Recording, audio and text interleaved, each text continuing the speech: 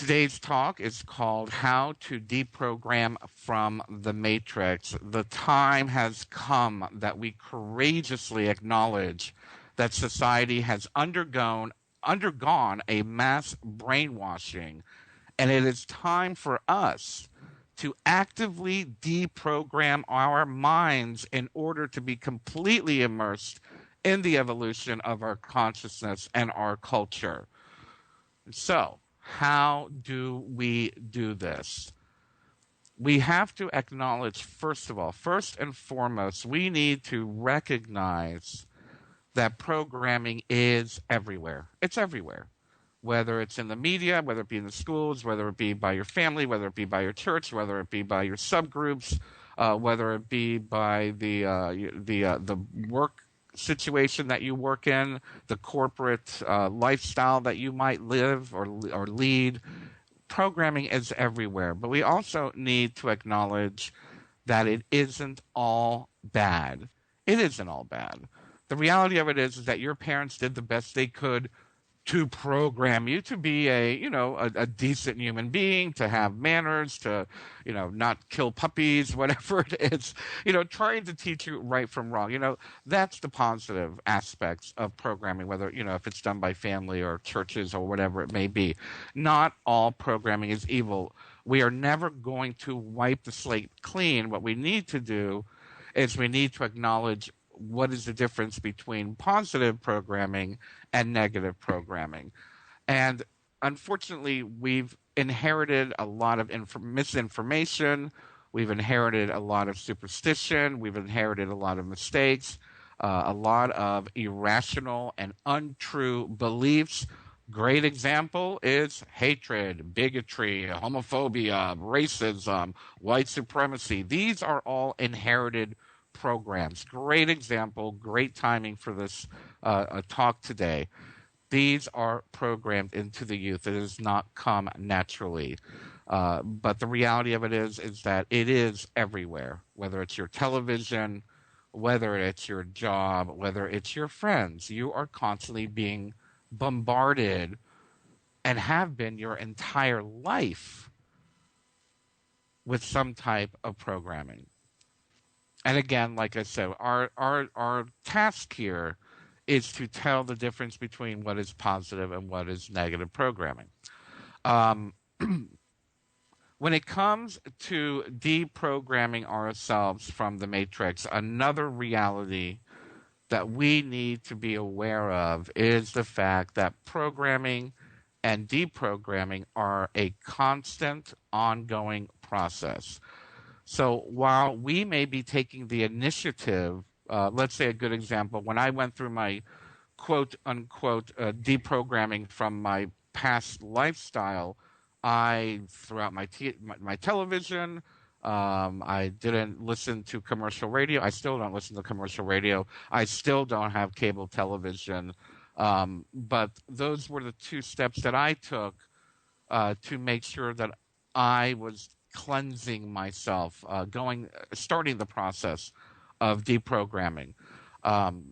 Now, while I was deprogramming, I was intentionally programming myself to focus on truth, programming myself on how to live better, how to be more compassionate, literally pushing ideas out of my head and ignoring truths that I thought were true my entire life, whether they be egotism, whether they be classism, whether it be racism, whatever, even political beliefs and political truths.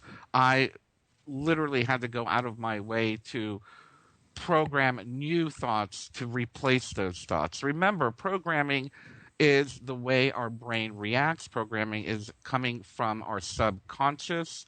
A lot of things get stirred up, like I said, whether it be certain words or phrases that will create a certain reaction within your emotional body and therefore create thoughts that you think are true. And we have to remember, we are constantly being programmed. We are constantly, once we make the initiative to begin deprogramming, it is a constant, ongoing process. This is not something that you're going to do a meditation or you're going to be listening to this program and say, now I've been deprogrammed. Another example is, and I find this to be a big warning, and we'll talk about this more throughout today's show, is those that quote unquote go through the awakening. It's like, I've been cleansed of my programming. Now, you'd be very surprised how much programming is still within you. Epiphanies or aha moments, or grand spiritual awakenings or grand political awakenings. Be wary, because the work is not done. It is only the beginning of the process. It is not to say that you've been wiped clean and you are now a pristine mind ready to be molded and programmed into a better being. It doesn't work that way. It is a constant, ongoing process. One of the things that we need to do if we are going to deprogram ourselves from the matrix is we must want to know the truth and the whole truth. Now, this is very tricky for many of us in the alternative world, for lack of a better term, because unfortunately many people fall into fear porn, conspiracy. And don't get me wrong, there are conspiracies. Yes, I believe in conspiracy truth. I don't believe in conspiracy theory, and that's the difference. We must seek the truth. And I love the fact that we call some of these movements are called the truth movement. Let's be the truth. Let's focus on the truth. Let's not speculate on speculation. This is the whole ball game. If you don't want to learn the truth, then you won't. We need to love the truth, even if it's inconvenient, even if it's unpleasant. We need to respect it. We need to cherish it, and we need to seek it above all. We cannot fall from one paradigm of thinking or one form of programming into another form of programming.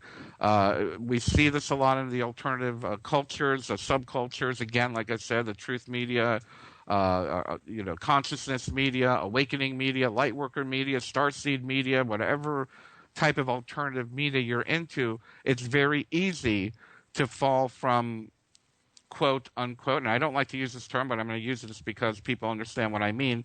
The programmed sheep, and then we have this, quote unquote awakening we see through the veil. Then all of a sudden, we fall into another form of programming, and we get trapped in that new illusion. We get trapped in that idea because that website said it, or because that radio host said it, or that radio program said it, or someone posted it on their Facebook page, so it has to be true. And we get offended when people try to question or criticize that truth. It's just being programmed all over again. We must want to know the truth. We must respect the truth, no matter how uncomfortable it is, no matter how inconvenient, and no matter how unpleasant. We have got to be courageous enough to align ourselves with the highest truth, respecting the truth and seeking the truth above all things, no matter if you're a fan of myself or any other radio host or any other blogger or any other television program. Stick to the truth. Stick to the truth. Want to know it. Eat it, live it, breathe it. Now comes that part of, okay, so it's uncomfortable to admit it, but I am going to admit that I fell for it. Great example. I'll do a personal example of, what was it, 2005 or 6, whatever that presidential race. I was all for Hillary. I want a woman president. Yay, Hillary, go Hillary. And somehow during that campaign is when I had a little bit of one of my aha moments and one of my awakenings. And I was like, oh my God, I am such an idiot. She's so fill in the blank. She's one of them, I can't believe I fell for it. I can't believe I fell for it. And I know this is very much a part of being courageous and wanting to know the truth. We realize we fell for it. We fell for him. We fell for her. We fell for CNN. We fell for Fox News. We fell for Alex Jones. We fell for David Icke. We fell for whoever it is that we embrace as the whole truth, nothing but the truth, and then finally realize, you know what? Maybe they're not all true. Maybe it's not the ultimate truth. And we get a little embarrassed. It's very important at this point to not condemn ourselves. It's very important that we don't fall into self-condemnation, self-criticism. It just so happens that self-condemnation and self-criticism are a part of the brainwashing and indoctrination process. So this is very counterproductive when it comes to deprogramming yourself. Do not self-criticize yourself. Do not self-criticize yourself. Do not fall for the condemnation, the language in your brain. Do not be counterproductive. You have been programmed if you've been programmed to believe some goofy idea, and I've fallen for it myself back in my conspiracy days. What was it? Oh gosh, Treva, I think you remember Blossom Goodchild, and the aliens were coming to take everybody away. And I remember running outside. What was it? October 16th, 2007 or something like that. And the motherships are coming. And I was out there looking for the mothership. And I'm like, where's the mothership? I fell for a goofy idea. And, we just need to recognize that it is just an irrational, illogical, goofy idea. It's all right to fall for it. We cannot condemn ourselves for having believed it for a while. If anything, we need to be happy that we pulled ourselves out of it. I like this, it's like exploring the Wild West. If you find you have an arrow stuck in your back, you pull it out. Don't wallow in self-contempt and guilt. Don't condemn yourself for having stupidly gotten an arrow stuck in your back. Don't imagine that you're somehow all screwed up for having gotten an arrow stuck in your back. And don't imagine that finding an arrow stuck in your back proves that you are somehow inferior. Just pull the arrow out and get on with your life. Let it go. Move on. Next. Focus on truth. Focus on the future. Focus on your deprogramming. Focus on your deprogramming. Do not worry about falling for it. Everyone does it. We've all done it. Or else we wouldn't be seeking truth. It's kind of a side effect. It's kind of a side effect of seeking the truth. Sometimes you'll fall for a half-truth. Sometimes you'll fall for speculative truth. Sometimes you'll fall for an insanely crazy idea because it was so far out of the box that it had to be true. It's all right. You don't need to condemn yourself for it.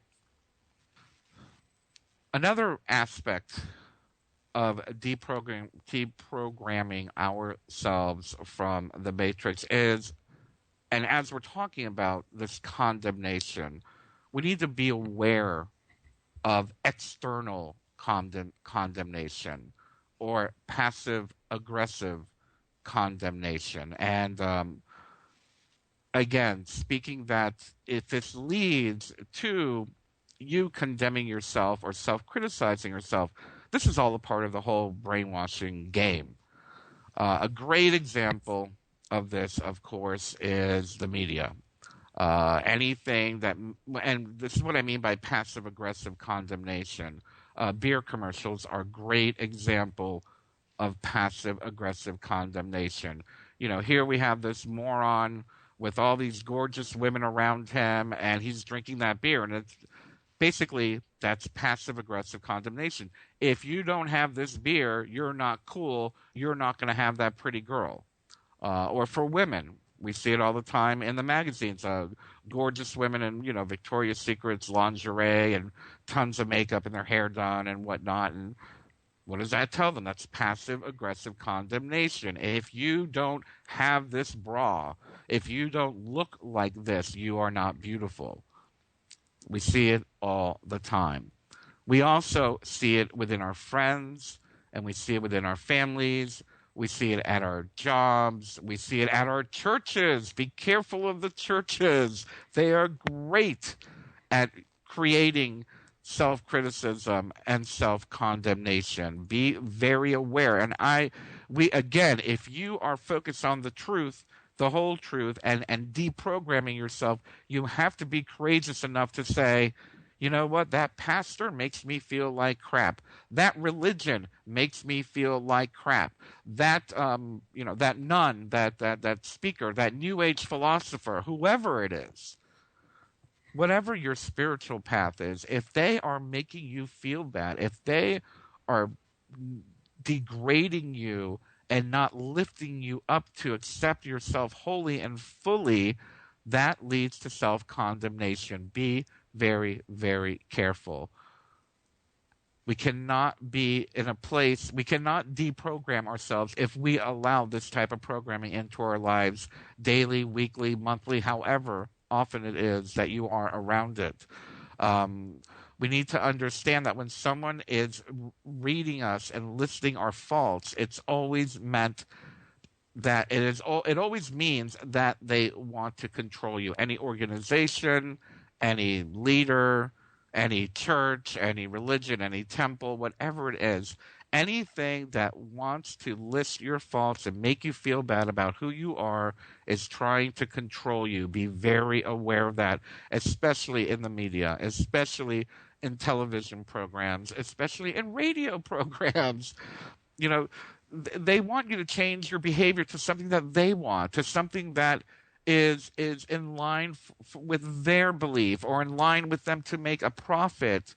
It's not about you thinking for yourself. It's shaming you into acting and behaving a certain way. So we need to be very, very aware of external condemnation, passive aggressive condemnation, anything external that brings you to a place of self criticism, self condemnation, or feeling any more flawed or inferior than you need to be, because we're not. We're not. Everyone is exactly where they need to be. Everyone looks the way they need to look. Everyone lives the way they need to live. This is who we are. You need to be proud of who you are. As long as you're not hurting anybody, do what you will. That's the bottom line. Let's extend that a little bit further now, talking about organizations that are trying to clip your wings. One of the most common things I see, and you all know I'm a very big spiritual person. I'm a spiritual teacher. I belong to multiple organizations. I belong to multiple groups. I associate myself with many different types of spiritual people. And I can't help but notice that within a certain ilk, I'll say, there are those that don't want us to feel our feelings. I think we need to be very, very careful when other people or other organizations are trying to clip your wings, trying to keep you from feeling what you're feeling. A great example of this is you hear it all the time. A lot of these new age metaphysical, fluffy bunny, law of attraction wannabe stuff is, oh, don't feel anything bad. You'll attract it to yourself, and you can never be angry. I remember in recovery, you're not allowed to get angry because alcoholics can't handle anger, so you can never get angry. What? Don't be yourself. Don't acknowledge your feelings. What kind of programming is that? I have to ask myself.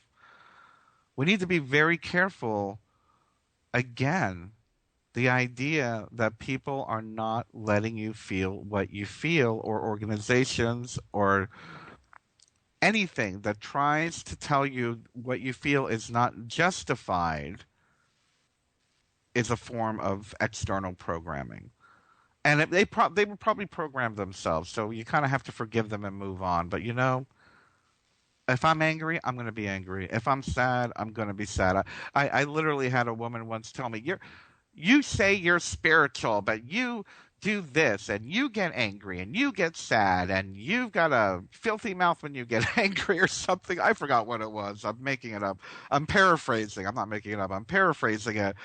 But I was like, what? Just because I'm spiritual, I don't feel, I don't get angry, I don't get frustrated, I don't get outraged, I don't get depressed? Come on.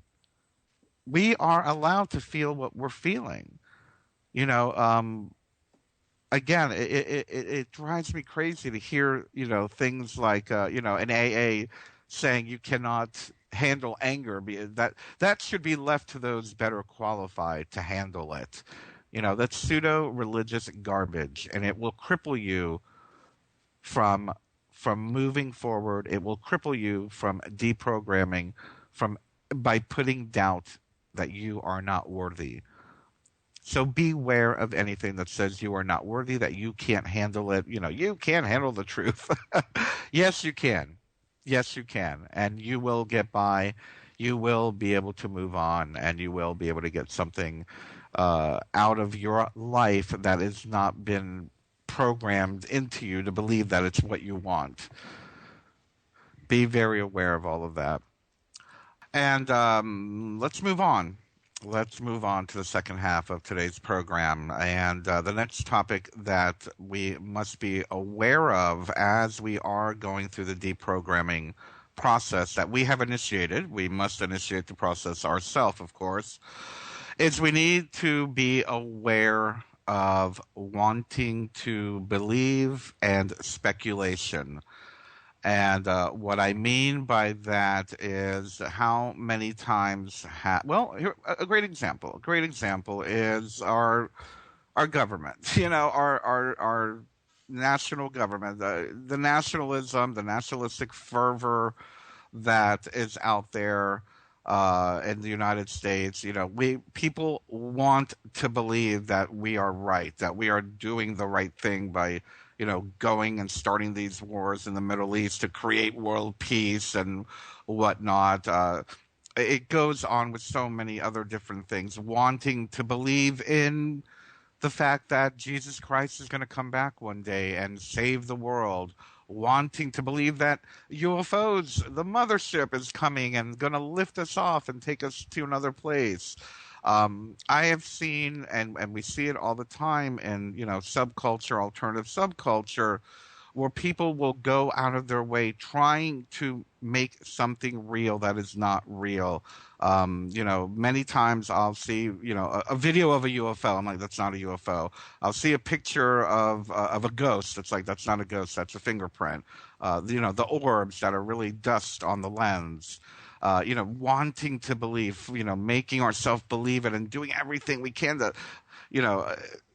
make it real. Another one, great example is, the Illuminati symbols that are everywhere. It's like, oh, they bent their arm and it made a triangle. See, it's a triangle. That's the Illuminati. Or, they were waving and one finger stuck up higher than the other. So that's the Illuminati. Wanting to believe, speculating, not focusing on the fact, but what you're speculating to be the truth, wanting it to be the truth so badly that it distorts reality. Be very careful of wanting to believe. Be very careful of needing to believe. What was it? The Wrong Way. There's a quote from the book, The Wrong Way Home, Uncovering the Patterns of Cult Behavior in American Society. And the quote is by Dr. Arthur Diekman. And he says, wanting to believe is perhaps the most powerful dynamic initiating and sustaining cult-like behavior. Stick to the truth. Stick to the truth.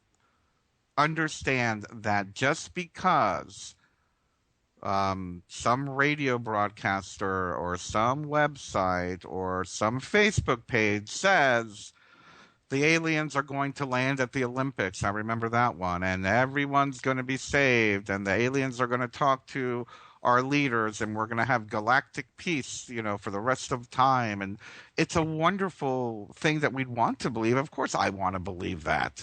Anybody would want to believe that. But to want to believe in speculation and acknowledging it as a truth are very, very different things. So instead of wanting to believe, how about wanting to know the truth? Wanting to know the truth. There is so much good in this world. We don't need to speculate on the bad. We don't need to want to believe that the tanks are going to roll down the street and we're all going to have martial law, that the government is in our pockets listening to us, which whatever, some of it's true, some of it is true, yeah, some. But to speculate these types of things, wanting to believe that we're right, we have to acknowledge when we're wrong. We need to acknowledge when we are merely speculating. Are we speculating, or am I wanting to believe? And the same goes with personal behavior and personal relationships. How many times have you speculated that your best friend is talking behind your back? Or how many times have you speculated that your wife was cheating? Or how many times have you speculated that somebody's cheating you? And none of it turns out to be true. But you wanted to believe it just so you could be right. That's a part of brainwashing. That is a part of brainwashing yourself. That's self-brainwashing. Don't want to believe. Don't speculate. Want to know the truth. Want to know the truth about what the media puts out, about what that Facebook page puts out, about what the radio stations put out, what that radio host is talking about. Want to know the truth. Don't just jump on the bandwagon because you want to believe. Let's move on to what I feel is probably the most important part of deprogramming. And this has a lot to do with a very simple Buddhist philosophy, even though I'm not going to go there with that today, but it's a very simple philosophy, a simple Eastern philosophy of mindfulness. Watch your own mind. Watch your own mind. What cycle is your brain on right now? Is your brain thinking about what you have to do tomorrow? Is your brain thinking about what to believe? Just be the observer. Watch your thoughts. Watch your attitudes. Watch your slogans. How many times have you said, even if it's something positive, I'm going to have an attitude of gratitude. That's a slogan. Where did that come from? How does that make you feel? Of course it might be positive. Again, I did say that there is positive programming out there, but watch your slogans, as well as, negative things, like if it's too good to be true. If it's that good, it's too good to be true. Maybe it isn't. Maybe it isn't. So watch your thoughts, watch your attitudes, learn how to be the observer of your thoughts. Learn the technique of mindfulness. Learn the technique of being the observer of your thoughts. Learn to be the observer of your attitudes. Learn to be the observer of the slogans. And not only within your own mind, be aware of the words and the attitudes and everything that goes on around you as well. Be aware how this information comes to play. A great example, we see it all the time. Some people, especially politicians and the media, are very skilled at tossing out buzzwords, phrases, slogans that arouse certain desires or emotional responses within you, whether they are positive or negative. They are manipulating you. They are messing with your mind. They are manipulating your feelings. In the United States alone, I can think of two phrases that get everyone in an uproar. Everyone in an uproar. Abortion. Oh, immediately I bet you your emotional baggage just kicked in. Whether you're for it or against it, the emotional baggage kicked in. We have been manipulated by the media for the word abortion to be a manipulating buzzword in our society.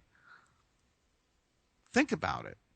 Think about it. You cannot put that word on Facebook. You cannot bring that word up in a very calm, whether I don't care if it's an intellectual discussion, a casual discussion, whatever. You can't bring up that word.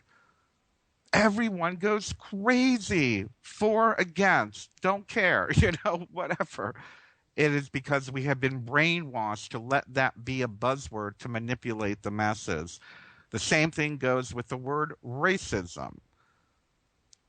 Same thing. There's no such thing as racism. Yes, there is. There's no such thing. Yes, there is.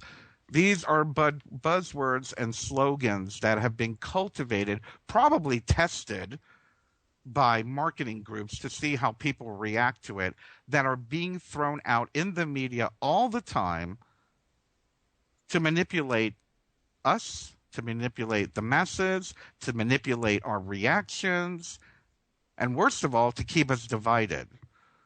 Gay marriage is another one. You talk about gay marriage, you're going to divide the room. You personally will feel certain emotions. You will feel certain feelings. These are buzzwords. These are manipulations. Don't fall for it. Do not fall for it. Know when you're being played. Know when they're messing with you. Know when you're being manipulated. Be aware. Start noticing this. Notice how you react. Notice how other people react. Notice how your attitudes change. And start being aware of these quote unquote slogans that I've mentioned and other slogans. There's many more out there. You'll see liberal, conservative, left wing, right wing. Those are slogans. Slogans that get people crazy. And we fall for it over and over and over again. Here's another great slogan. Well, it's not a great slogan, but one that's been around for quite a while. And it's this is one I've noticed where it's being repeated over and over again. And I've seen it repeated over the last, 20 years. I remember I used to say it back in 1999, I want to say. When was it? When the Al Gore Bush debacle was. That was a long time ago, but I remember saying to my friend who wanted to vote for what was his name? The Green guy. I forgot his name. The Green Party guy. You can't vote for a third party, they'll never win. You're taking away votes from the main party, candidate. And what happened during the next election? I heard the same thing about Ron Paul. You can't vote for Ron Paul. He'll never win. You're taking votes away from the main candidate who needs to win. And now, again, with this cycle coming up, I'm hearing the very same thing about any third party. You can't vote third party. They're never going to win. Well, guess what? A third party would win if everyone would stop thinking like that and voted with their heart and did what they felt and didn't listen to these ridiculous slogans. These are slogans. Nothing more, nothing less. I don't know how they got out there. Like I said, maybe some marketing company did all this research and said, let's put that slogan out there, and it became a buzzword, a buzz slogan. It's everywhere. Be aware of it. Know when you're being manipulated. Watch your mind, watch your thoughts, watch your attitude, and watch for the slogans. Watch for the buzzwords. Watch out for when you're being manipulated. This also goes, on the other hand, on the other side, beware of the ego game. The ego game is where they try to tell you how wonderful you are and how special you are, and the work you're doing is so special. A great example is, evangelicals. Oh, we are here to save the world from the devil. We are here doing God's work. This is, and I'm special because I'm doing God's work. No, you're not. and there's, thousands of gods out there. So, speaking truthfully, you're one of many gods, and you're just saying that this one is right. And again, the whole idea of being manipulated into thinking that you're special, thinking that you're on a mission. A great example, we see it with white supremacist groups and whatnot. We need to save America. From what? Diversity. What are you saving America from? From evolving into a multicultural society? Oh, that's so bad. But how do we react? How do you react? Are you reactive? That's a great, great, great key here. Are you being reactive or are you being proactive? And I talk about that a lot. I'm going to hopefully do a consciousness talk on proactive and reactive, but don't be reactive. Watch your mind, watch your thoughts, watch your attitudes, and watch your slogans. The other thing that we need to watch out for is our desires and our fears. I believe this is probably the heart of deprogramming. I believe this is the heart of us taking the initiative to begin deprogramming ourselves and living. I like the word sovereign mind. Living within a sovereign mind, being a sovereign mind, a sovereign spirit who thinks for themselves. And watching our desires and fears is a constant. This is a never-ending task. I would suggest that you watch your desires and fears all day long if you can. Do it as much as you can or as much as you can remember to. I think it's very important that we look at not only what it is that we want, but what it is that we are afraid of, and see how that manipulates our way of thinking. We're very good at self-manipulating, by the way. We're not only manipulated by television, we're not only manipulated by media, we're not only manipulated by politicians and shysters and snake oil salesmen. We do a lot of self-manipulating. And that all has to do with what we want and what we are afraid of. And to be honest about what we really want. Make a note of what it is you want. Be aware of what it is you want. You want love, you want status, approval, security, youth, sex, beauty. What is it that you want? Notice how certain words and certain things arouse these desires to have that. I'm not saying whether they're good or bad, but I'm just saying that our mind will react when we hear, or when we think about the desires that we have, whether we want love, status, sex, security, whatever it is, it becomes very reactive. So I guess maybe it is better to say, start acknowledging your reactions to your desires and fears. And I can't believe we're almost out of time here, so I'm going to try to wrap things up ever so quickly with these last two very important points. Break the exclusivity of your information input. Break it. If you are strictly listening to Revolution Radio, don't get me wrong, I love Revolution Radio. There are dozens and dozens of programs, but allow there to be other forms of media coming in, of other forms of information. If you are only watching CNN, maybe you might want to start watching MSNBC or Fox or whatever it is. But and of course, I do not recommend any corporate media personally. I'd rather you listen to Revolution Radio all day long. But I do feel it's very important that we don't be exclusive as to where our information come from. Don't have just one newspaper you read. Read 3 or 4. Don't just have one radio show or one website that you visit. Go to many of them. Don't just hang out on one Facebook page that posts information. Have multiple.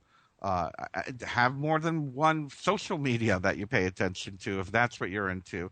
But if anything, I think and I feel at the very beginning of initiating this, of initiating the deprogramming process, is to take a media fast. Take a media fast. If it means getting off Facebook, get off Facebook.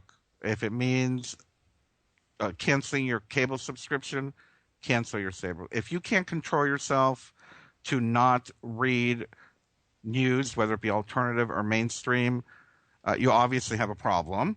But I would say it's very, very important at the beginning to take a media fast, even if it's only for 7 days.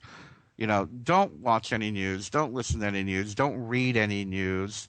Get to know your thoughts. People are very scared of looking at who they are and what is really going on in their mind. And for me, that is probably one of the most important things you can do to deprogram yourself. Learn to sit in silence and to be comfortable with it. You don't always need to be reading about the activist action in Turkey, the revolt or whatever. You don't always need to be listening to conspiracy radio. You don't always need to be listening to CNN in the background. You don't always need to be reading your local newspaper to feel that you are connected. You are connected no matter what. You don't need media for that. And last but not least, we're running out of time. So let me just say, once you've had that media fast, become vigilant as to what you expose your senses to. Be very careful of what you give your attention to. Stop giving attention to fear porn. Stop giving your attention to conspiracy theory. And I mean theory, not fact. There's a big difference. If you want to do conspiracy fact, go for it. But be very weary of those who use speculation within their media. Be very weary. Become vigilant not to allow media that embraces speculation, question, and just wants to create a reaction within you. Know when you're being manipulated by the media, and you will. After that media fast, you're going to say, wow, that radio announcer really always gets me riled up. Is he manipulating me? Or that website is always talking about, the end of America or something. Are they trying to manipulate me? Are they trying to get a rise out of me? Become vigilant. Don't let people manipulate you. Don't let media manipulate you. And last but not least, be a good person. Bottom line, be a good person, have compassion, know that it's okay to be good. Many people say it's weak. It's not weak. It is the greatest strength you will ever have, to be honest, to have integrity, to have compassion, to be diplomatic, to be gentle, and to be loving. That is true strength. We have been programmed that it is weakness. That is the biggest lie on the planet. That has been the biggest lie that we have in society. So move beyond that. Become a better person. Become a loving person. Have compassion and have integrity in all things that you do.